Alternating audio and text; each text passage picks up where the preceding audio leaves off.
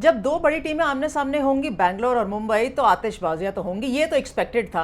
पर किस तरीके से होगा, कौन सी टीम, कौन सा प्लेयर, कौन सा गेंदबाज डोमिनेट करेगा, ये पता नहीं था।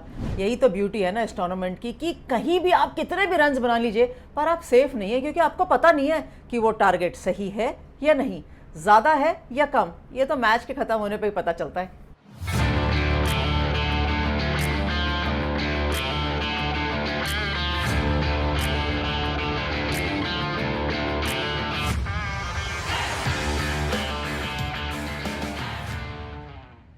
स्वागत है आपका डिफरेंट स्ट्रोक्स के अंदर। और एक और बारी देखने को मिला कि जब प्लेयर आउट ऑफ फॉर्म होता है और वो जो इन फॉर्म आता है तो वो बुरी भरपाई करता है। मैं सूर्य कुमार यादव की बात कर रही हूँ और नेहाल वडेरा की बात कर रही हूँ, क्योंकि एक नहीं दो अर्धशतक एक बार फिर मुंबई के लिए लगा लिए और जीत नहीं, आसान से जीत हासिल करी। किस पे? बैंगलोर पे।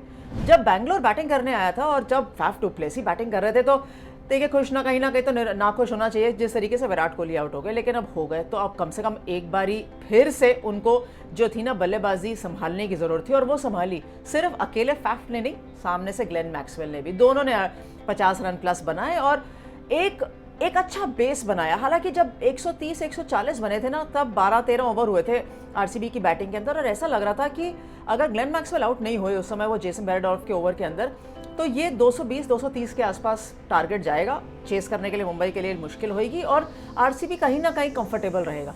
लेकिन उसी ओवर में एक विकेट मिली। मैं थोड़ी सी सरप्राइज थी कि पीयूष चावला को आज गेंदबाजी में दूसरे ओवर में ले आए, 2 ओवर पावर प्ले में करा दिए, 2 ओवर बाद में कराए, और कुमार कार्तिक अकेले से पड़ गए थे as a left arm spinner. तो वो टैक्टिक थी। इवेंचुअली देखिए मुंबई जीता तो कह नहीं सकते खराब है, लेकिन कहीं ना कहीं मुझे लगा थोड़ा सा फंस से गए थे उस स्पिन कॉम्बिनेशन को अलग अलग तरीके से इस्तेमाल करके रोहित शर्मा।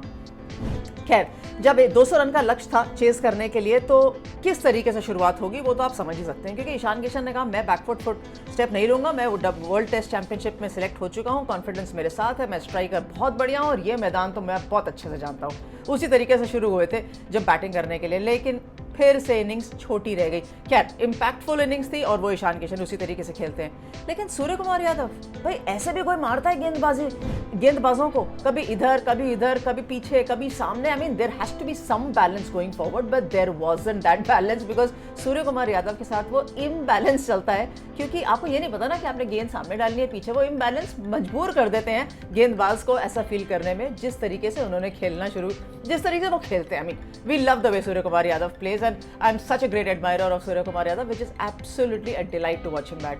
सामने से नेहाल वडेरा ने क्या किया, मौका मिला, तिलक वर्मा खेल नहीं रहे और उन्होंने कहा दूसरा एक और हाफ सेंचुरी, आउटस्टैंडिंग। इसे कहते हैं taking the opportunities and making the most of it, जो नेहाल वडेरा ने बनाया। स्कोर कार्ड अपने आप बतला देता है कि अगर आप 16.3 अंडर 17 ओवर्स अगर आप टारगेट चेंज कर रहे हैं तो फिर आपने कितना कन्विंसिंग तरीके से चेस किया होगा। ये है ना कन्विंसिंग, बस यही कन्विंसिंग चाहिए था। मुंबई कहीं ना कहीं सोच रही होगी अगर हम टूर्नामेंट हर बार इसी तरीके से शुरुआत करते रहे तो फिर कहाँ जा सकते हैं जल्दी। खैर, पॉइंट्स टेबल पे नजर डाल लेते हैं तो अभी देखिएगा कि मुंबई जो है ना 3rd प्लेस पे है, इससे ऊपर चेन्नई है, उससे ऊपर गुजरात टाइटंस है, लेकिन जो नीचे वाली टीम है ना वो सब एक मैच दूर है जीत से। लेकिन अब ये दूरी ना बहुत ज़्यादा बढ़ती जाएगी, क्योंकि ये लास्ट 2-3 मुकाबले बचे हर टीम के, और कहीं ना कहीं जो ऊपर है वो कंसोलिडेट करना चाहेंगी अपनी जगह। अब ऊपर के पायदान पे गौर है वो है चेन्नई के सामने आएगा सबसे नीचे इस समय जो है ना 2 टीमें हैं, हैदराबाद और दिल्ली, लेकिन चेन्नई के सामने दिल्ली है और एक बार नहीं 2 बार खेलेंगे, इकट्ठे नहीं अलग अलग। एक बार अपने घर में चेन्नई खेलेगी, एक बार दिल्ली के घर में आके चेन्नई खेलेगी, लेकिन चेन्नई के लिए ना अलग सा एक कंसर्न है। पिछला मुकाबला जो वो खेले थे वो जीत गए थे, वो था मुंबई के विरुद्ध, बहुत आसानी से जीते थे चेन्नई में, लेकिन उससे पिछला मुकाबला जो था ना वो लखनऊ के अंदर था, जहां याद करिए बारिश हो गई थी, पॉइंट शेयर करने पड़े थे, और उससे पहले पंजाब से आ रहे थे। तो ये पिछला 3 मैचों का रिकॉर्ड है। हालांकि सिर्फ आखिरी मैच याद रखना चाहिए कितना अच्छा खेले हैं, एंड क्योंकि ये दोनों टीमें पहली बार आमने सामने होंगी तो कोई रिकॉर्ड है नहीं। तो दिल्ली का रिकॉर्ड क्या कहता है? दिल्ली कहता है कि पिछली बार जो लास्ट मैच खेले थे वो पहले बैंगलोर से जीते थे और उससे पहले गुजरात से जीते थे, तो 2 मुकाबले लगातार अच्छी तरीके से जीतते हुए आ रहे हैं। एक बार डिफेंड किया, एक बार चेस किया। चेस तो कमाल का किया था बैंगलोर के सामने घर पे।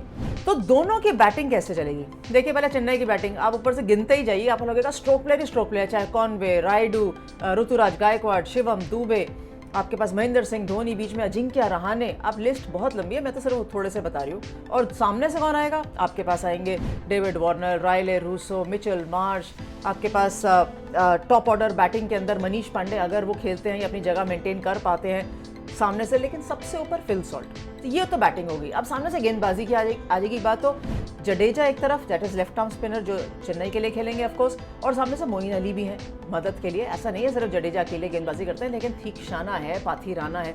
और दूसरी तरफ स्पिनर्स दो क्वालिटी, कुलदीप यादव, अक्षर पटेल। अब स्पिनर्स का नाम मैंने इसलिए लिया है क्योंकि हमें हमेशा लगता है कि चेन्नई की पिच स्पिनर्स के लिए बहुत अच्छी है, लेकिन इस सीजन ऐसी कोई बात दिख नहीं रही है कि सिर्फ स्पिन फ्रेंडली है। स्पिनर्स अच्छे हैं, अच्छी गेंदबाजी कर भी रहे हैं, लेकिन सीम बॉलर्स को भी मदद मिली है। अब मैं वापस बॉलर्स की तरफ इसलिए जा रही हूँ क्योंकि अगर दो टॉप के बॉलर बैटिंग लाइनअप दिखेंगे, चाहे आप चेन्नई देखेंगे या आप दिल्ली देखेंगे, तो I think with Rilee Rossouw and also Phil Salt's ऊपर की क्रम में जो बैटिंग कर रहे हैं, वो उससे क्या जो बैलेंस और जो स्ट्रेंथ दिल्ली को चाहिए थी वो मिल रही है। चेन्नई का तो बैटिंग ऑर्डर है ही बहुत बढ़िया, तो कहीं ना कहीं गेम वापस जाके ना बॉलर्स के पास रुकेगा कि कौन सा बॉलिंग कॉम्बिनेशन ज़्यादा बेटर है। अब 3 बॉलिंग ऑप्शंस स्पिन डिपार्टमेंट में, और सीमर्स में तुषार देशपांडे है, माथीशा पाथीराना है, ये भी गेंदबाजी अच्छी कर सकते हैं। दीपक चहर वापस आ गए हैं, या आकाश सिंह का ऑप्शन भी है चेन्नई के पास। सामने तेज गति के गेंदबाज कौन रहेंगे? ईशांत शर्मा, आउटस्टैंडिंग, बहुत बढ़िया। ऑनरेक नोकिया मुझे लगता नहीं है कि अभी तक वापस आएंगे। तो खलील अहमद है, अमन खान है, अगर खलील अहमद नहीं खेले तो भी मिचेल मार्श लाइनअप के अंदर है, और एक तेज और गेंदबाज है अमन खान भी गेंदबाजी कर सकते हैं। सो मुकेश कुमार है दिल्ली के लिए। कहीं ना कहीं मुझे लगता है दिल्ली को ना ललित कुमार यादव को खिला लेना चाहिए, एक ऑफ स्पिनर, एक और अतिरिक्त स्पिनर, अगर कहीं ना कहीं वो बैलेंस बन पाए इंस्टेड ऑफ खलील अहमद। लेकिन ये बैलेंस जो है ना नेट्स पे डिसाइड करता है, कप्तान डिसाइड करता है, और टीम मैनेजमेंट डिसाइड करती है किस तरीके से आपको as an impact player use करना है, या आपको पहले 11 में खिलाना है, या किस कॉम्बिनेशन के साथ जाना है। ललित यादव ऑलराउंडर है और खलील अहमद सिर्फ गेंदबाजी कर सकते हैं, तो कहीं ना कहीं इम्पैक्ट प्लेयर से भी यूज़ किया जा सकता है उनको। ऑल इन ऑल मेरे से पूछेंगे, मैं चेन्नई को ऑफकोर्स बैक करती हूँ, लेकिन दिल्ली तो घर है, होम टीम है। हाउएवर ये मुझे लगता है कि दिल्ली चेन्नई को हरा सकती है इस मुकाबले के अंदर, क्योंकि जिस फॉर्म, जिस फ्लो, जिस कॉम्बिनेशन से निकल कर आ रही है ना, दिल्ली के पास वो मोमेंटम है। चेन्नई तो हमेशा से स्ट्रॉन्ग टीम है, पर ये मुझे लगता है, और मुझे एक और चीज़ लगती है कि ये इतना ज़्यादा हाई स्कोरिंग मुकाबला ना हो शायद जितना मुंबई और बैंगलोर का था, लेकिन ये मुझे लगता है। आप बताइए, आपको लगता है कि 200 से अधिक रन बनेंगे चेपॉक के मैदान में, या आपको लगता है चेन्नई जीतेगी या दिल्ली जीतेगी? मैंने तो बता दिया, मुझे लगता है दिल्ली जीतेगी। अब मेरी प्रेडिक्शन सही होती है गलत, ये तो मैच के बाद पता चली जाएगा और हम जब बात करेंगे, लेकिन आप अपनी प्रेडिक्शन जरूर बता दीजिए कि कौन सी टीम जीत सकती है और कौन सा प्लेयर डोमिनेट कर सकता है, बैटर या बॉलर, ये भी बता दीजिएगा। Thanks for watching different strokes and do subscribe. Take care.